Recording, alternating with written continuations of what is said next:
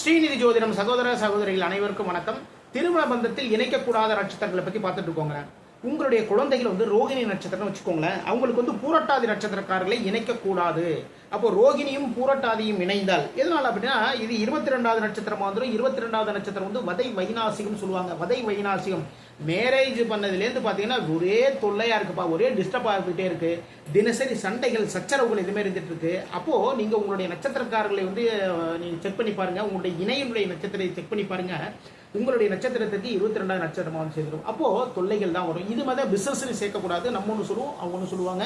இந்த ஆளை சேர்த்ததுலேருந்து பார்த்தீங்கன்னா நமக்கு தொழிலில் பயங்கர சங்கடம், தொழிலில் சிரமங்கள் இதுமாரி வந்துருக்குன்னு நம்ம நினச்சிட்டு இருக்கோம். அப்போ திருமண பந்தத்திலும் சரிதான், கூட்டு தொழிலும் சரிதான், நம்முடைய நட்சத்திரத்திற்கு தாராபலம் உள்ள நட்சத்திரமாக பார்த்து இணைத்துக் கொண்டால் வாழ்க்கையில் வசந்தம், பணம் பெருகும். மீண்டும் அடுத்த பதிவில் சந்திப்போம். நம்முடைய ஸ்ரீநிதி ஜோதிடம் சேனல் லைக் பண்ணுங்க, ஷேர் பண்ணுங்க, சப்ஸ்கிரைப் பண்ணுங்க. நான் உங்கள் ஜோதிடர் திருச்சேரை KP ராஜா வெங்கடேஷ். வாழ்க வளமுடன், வாழ்க நலமுடன்.